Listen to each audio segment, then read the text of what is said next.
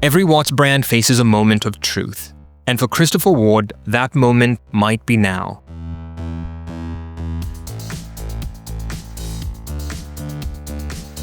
So here's the big question. Has Christopher Ward finally transitioned from a microbrand to a fully fledged independent? I think the answer might be found in the C63 Colchester.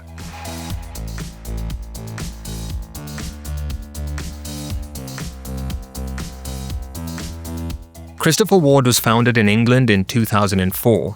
21 years have passed and the brand is now maturing, and some of the old designs that put them on the map now look familiar, maybe a bit derivative.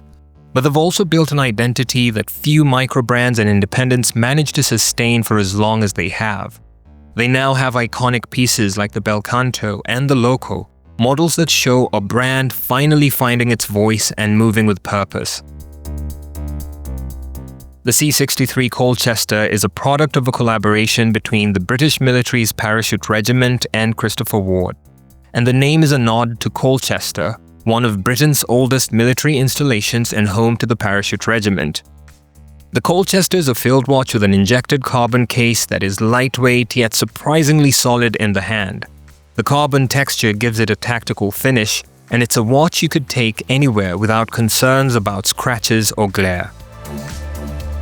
It is powered by a Sellita SW200 movement that is reliable, easily serviced, and in this case COSC certified to between -4 and +6 seconds per day. It is water resistant to 150 meters, it has a sapphire crystal, and the main attractions are the retractable titanium crown and the see-through dial. The pop-out mechanism is impressive, but the crown itself is small and can be difficult to operate. So here's the big picture. I place the Colchester on one end of the Christopher Ward spectrum. On the other end, you've got the Bel Canto and the Loco, and somewhere between the two is the 12. Together they show Christopher Ward's emerging design language and their ability to deliver highly technical pieces and engage in high-end horology. But this also shows their balancing act. They operate in the same creative space as Baltic and Studio Underdog, brands that have built loyal followings thanks to their originality. I think Christopher Ward's challenge is to keep refining its identity without losing the accessibility that made them appealing in the first place. Christopher Ward's CEO, Mike France, might be the most approachable man in the watch industry. But behind the welcoming face, there is real momentum. Their revenue increased by about 50% to $60 million in 2024, and that kind of growth is a reflection of their ability to convert and attract new collectors. But every independent watchmaker faces this moment of truth. Do you chase the upper tier?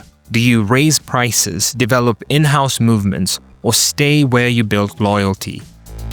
Christopher Ward's next moves will decide whether they can transition from a profit-hungry microbrand to a fully fledged independent watchmaker that is committed to advancing the craft without losing what made them distinct. The brand has produced in-house calibers like the SH21, but expanding that innovation to lower-priced models will be key. The Bel Canto proved they can build high-end complications.